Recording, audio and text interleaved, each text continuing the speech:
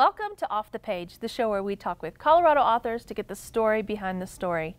I'm Stacy McKenzie, a librarian here at Mamie Dowd Eisenhower Public Library in Broomfield. And today we are celebrating the holidays with our author, William Gates Lawrence. I'm gonna call you Bill. Please. And his wonderful book, The Very Special Wreath. It's a very special book about a very special wreath. Bill, thank you so much for being on the show today. Thank you for asking me. I'm delighted to be here. So happy to have you. Before we talk about the book, tell me a little bit about yourself, about what exciting things you've done in your past. I know there are some. I think probably the most exciting thing I did was to work as counsel. I'm an attorney, and I worked as counsel to the House of Representatives. Headed a couple of committees and subcommittees, so that was a wonderful time for me. Yeah, that's so exciting. Lots of interesting things happened, I'm sure. And now you are an author. Is this your first book? It's my first book. I call it the first thing I ever had to read and hope people liked it. Because the stuff I used to write on the Hill, I didn't care if people liked it or not. I mean, it was technical legal stuff. Yeah, very different from this wonderful book. Okay, I can't wait to talk about the book, but I want to ask you one more thing that's a really special, interesting thing where we can talk to our audience about. You also have another passion, and that's talking to groups about organ and tissue donation. That's right. Tell me a little bit about what you talk about when you go talk to groups about this and why it's so special to you. Well, it's special to me because I'm an organ recipient. I had an emergency liver transplant, and it saved my life. This was 28 years ago. But following an event like that, you tend to want to learn about what you're now involved in and what happened to you. I didn't even know I was getting a transplant. So I ended up working for a period of time for the United Network for Organ Sharing, which is the federal contractor who maintains the waiting list. If you're listed for an organ, you're on that list there, and they make policy and so forth, and do a lot of education. So I feel I benefited greatly from having a good, solid organ and tissue program in this country. And I just want people to have a chance to think about it and hope that they would become an organ donor as well. The state of Colorado is very lucky to have Donor Alliance, which is the organ procurement organization for Colorado and parts of Wyoming. They do a great job. I'm on their advisory board, and so I would just encourage anyone who is inclined to be an organ donor, tell your family about it, sign an organ donor card. That's wonderful. I just love that you have that. And 28 years ago, so what a wonderful thing to talk about and to lend your passions to. Thank you.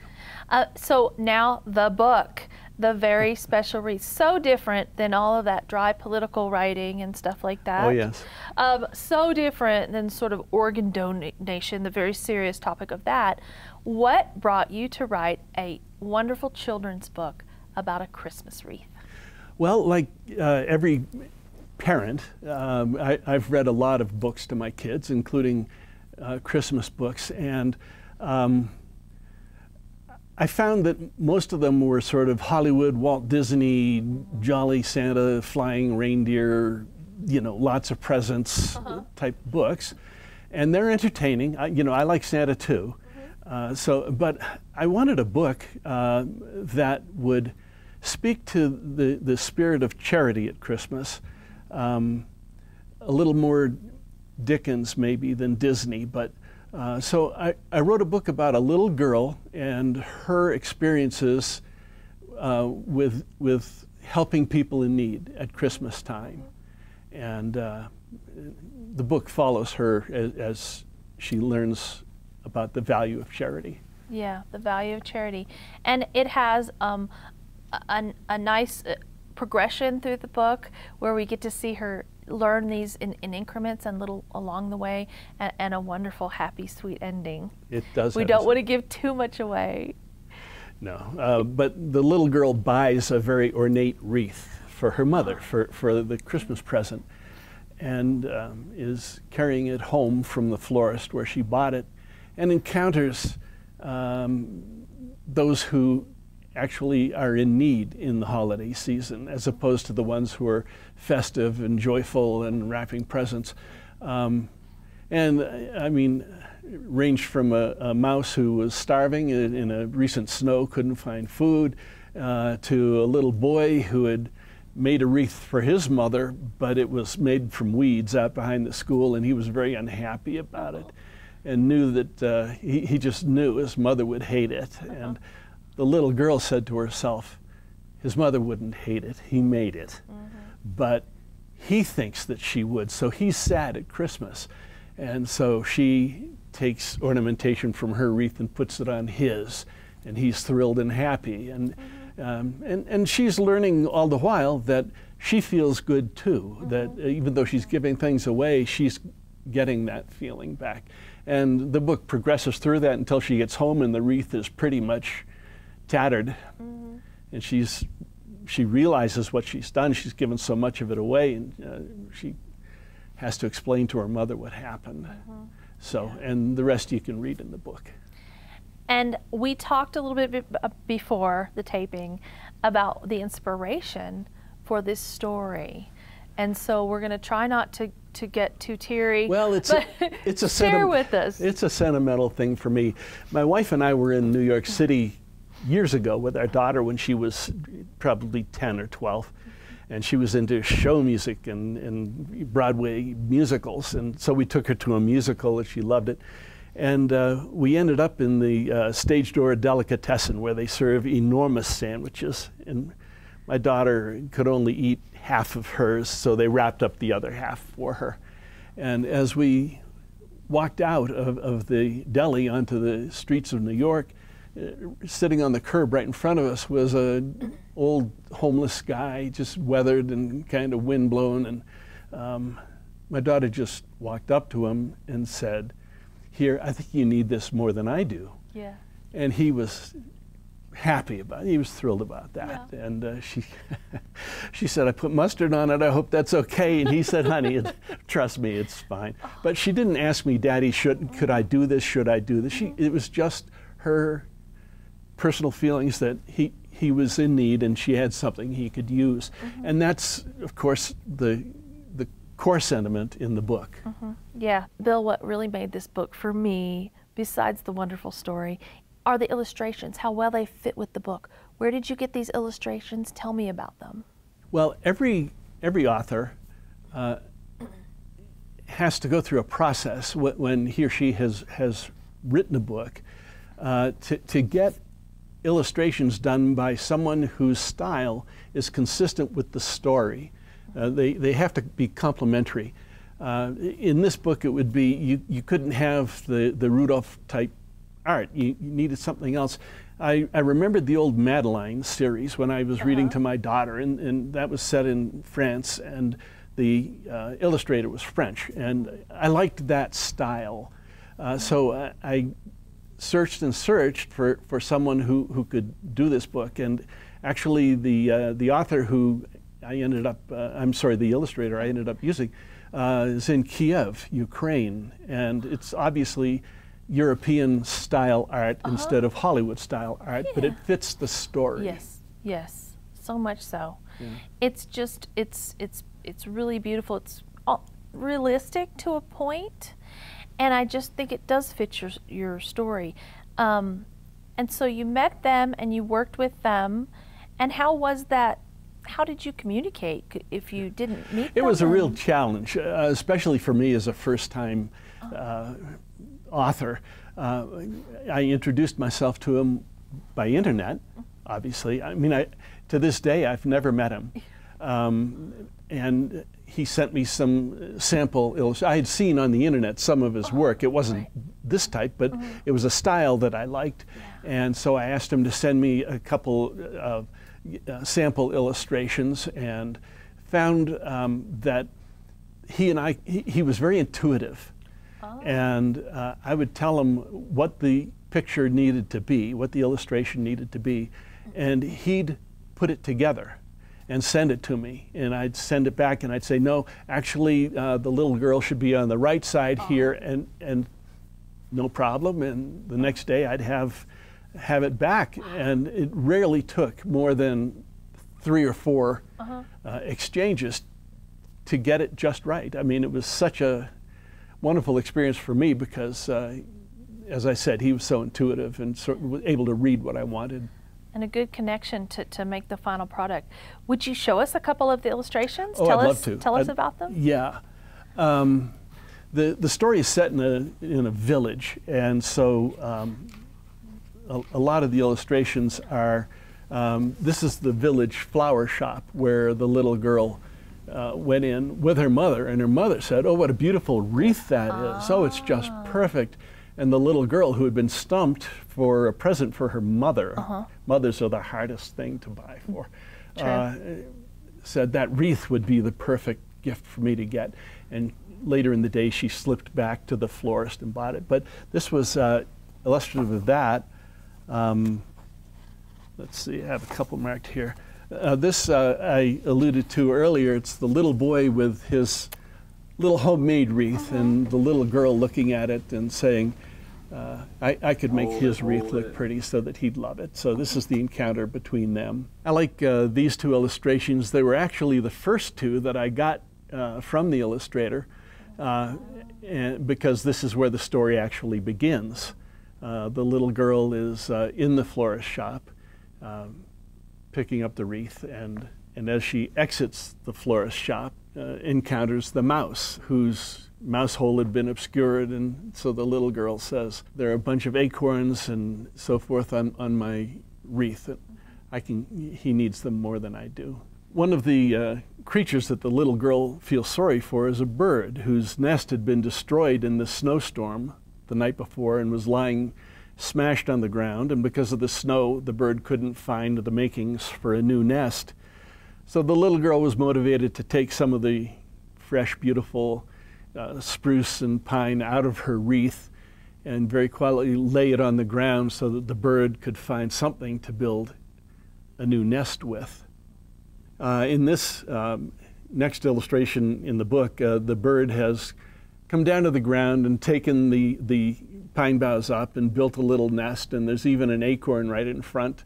So the little girl thinks it looks like a wreath kind of for the little bird, but a lot of people find this their favorite illustration in the book. But yeah, obviously not Disney art. Yes, no, but just gorgeous and fits with the story. That's what's so nice is the blending. That's when you know you've got something really magical. And we mentioned this is a children's book. Tell me about what the best audience for this book might be, maybe an age range? Yeah, Barnes & Noble pegged this at between 5 and 10 years old. I think actually that you could read it to a 4-year-old, for example, and even though he or she might be unable to read along with you, because of the way the illustrations tell the story, just as the text underneath is telling the story, they could follow it. And a 4-year-old can pick up plenty in terms of Christmas. And so I'd say probably 4 to 10. Okay. But I've also found, from comments I've gotten from readers, that the parents like the book for their own reasons as much as the child does, because the parents get to read a book that actually says something that the parents would like to say to their child, and they can say it through a book and reinforce it perhaps through the book. Yeah. So yeah, I get parents telling me that one said, my child has a bunch of books, and every Christmas we drag them out, and some of them I go, oh, that's a good one, and some of them I go, oh, not that again. So I wanted this to be one of the ones that would be a good one, that a parent would enjoy reading to the child. And it's beautiful and it's different, as we mentioned, so it'd be fun to have a Christmas tradition, and this is the book that you read each year under the Christmas tree. So I just love that idea. And the message in the book, that is, of course, universal, but what would you sum up as the message you want people to take away from the book? I think the message is that at some point it's important for all of us to become aware of certain valuable social facts. one is charity, of course. And the best way to introduce that to a child is not to say, give your allowance to X, Y, Z charity, but rather to illustrate to the child why it's important to do this and how it feels to do this and what you can do for other people and how that makes you feel in return. And I chose to do it through a story that illustrates that. I mean, parents can choose how they want to address things with their kids, but for me, this was the way. And I like how it's just to look for those natural instincts in children and plant the seed, just like your little girl. It was just seemed so natural for her to just go give that to someone who needed it. So beautiful. Right, yeah. Hopefully you're working with a receptive kid who thinks about things like this. Yeah. So. Let's talk about reaction to the book. When you mentioned some parents have given you a little feedback, what kind of reactions have you gotten to the book? Well, it's been terrific, actually. I didn't really know what to expect because, as you said, this is my first foray into this kind of writing. But everybody who's rated it on Amazon, for example, has rated it at 5 stars, which is good. And nobody's expressed any disappointment with it, so I'm happy about that. I mentioned Barnes & Noble there, very supportive, and have picked the book up, which for a first-time author is kind of thrilling. To have a nationwide chain actually say your book is good enough that we're going to put it on our website. For sure. And some of the local stores are even carrying it, the Barnes & Nobles. Yeah, that's wonderful to get picked up by a big chain like that. That's marvelous. Well, I'm in the Boulder bookstore too, up on Pearl Street. And I don't know if everyone watching this will know that, but it's a very old, established bookstore in Boulder, Colorado, and I'm proud to be there. You should be, because it's not big. They don't have all the books. No, so they have a lot of books. They have a lot of books, but they're picky with who they have in there. Yes. So that's great feedback right there. Marvelous. So let's talk about your process of writing the book. We talked a little bit earlier also, and you said writing the book was the easy part. What did you mean by that? I had this story in not as a comprehensive story, but the elements of this story in my head for years. And after retiring, I wanted to write something, and it just seemed so natural to do this. And because I was already familiar with what I wanted the story to be, it was, I don't want to say easy because it was work, but it didn't take long to get it laid out, and then a couple of editing sessions. That didn't take so long, but what took so long and what I learned as a first-time author was this is a big business.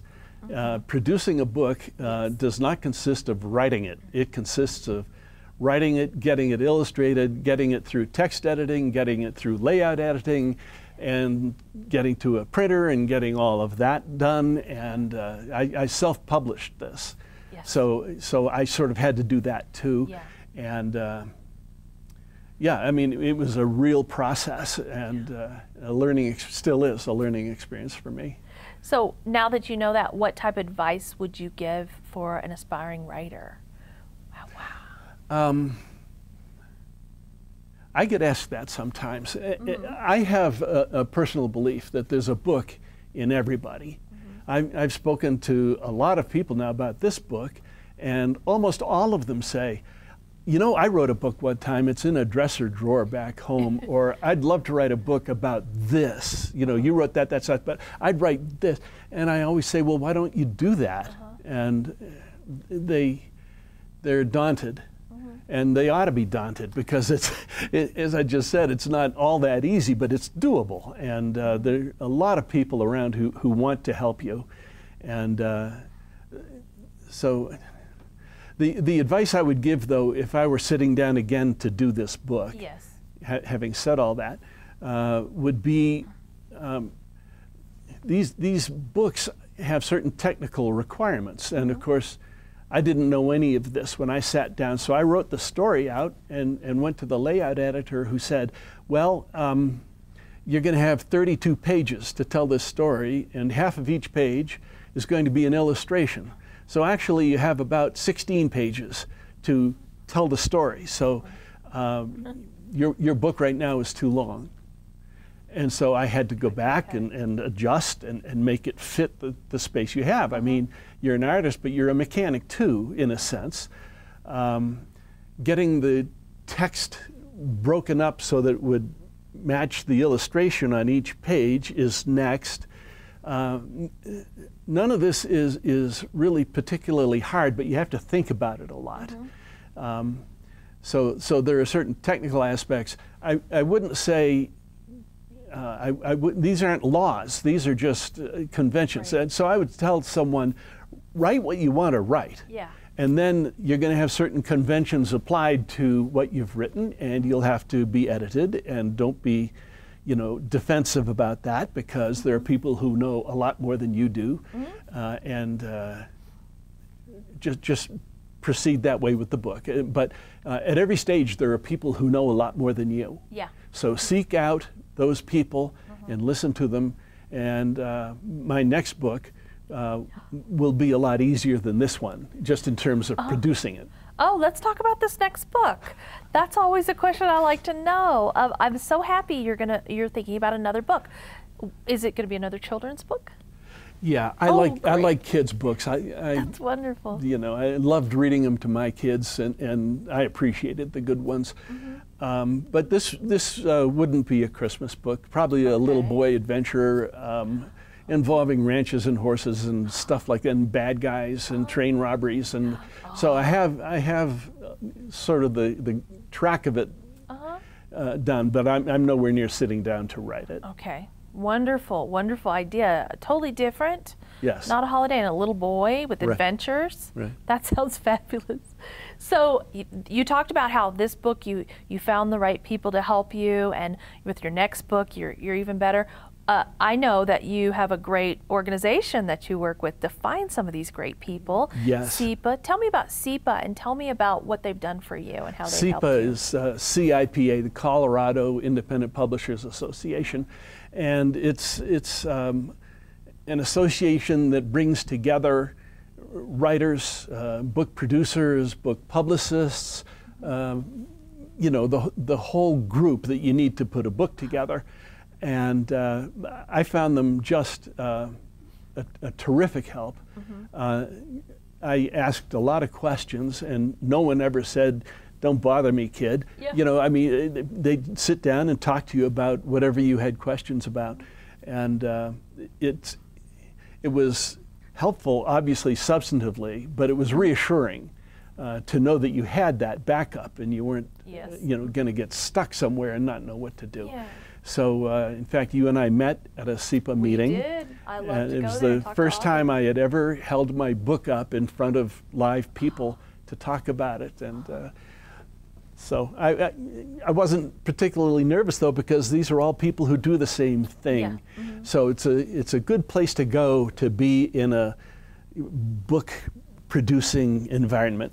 That's wonderful. I recommend SIPA to any new author, especially. Yes, that's where I go and scout a lot of my new authors, and I just, it's just a world of options for me. And they do have so many options for editors and help with illustrations and your book covers and all that great stuff. Right. So Right. I'm glad you found them so that you could be here today, so I could have met you. As kind of a final question for you, Bill, I'd like to ask you specifically about when writing for children. What advice would you give for someone not just writing, but writing for children?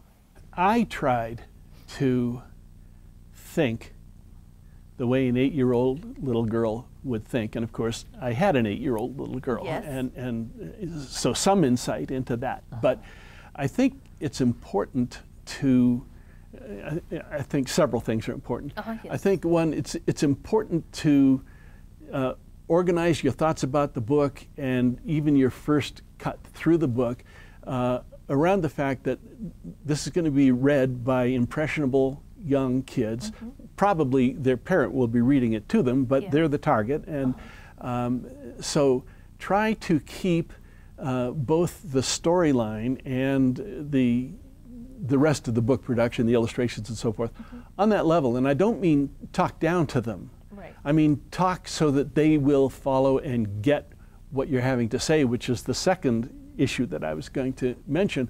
For me, personally, just to sit down and write a book that's entertaining, I know kids like to have those read, especially at the holidays, but to me, I wanted to say something in the book that would be useful. I mean, and so that's what I tried to do here. Not make it a drudge. I mean, this is not, I mentioned Dickens before.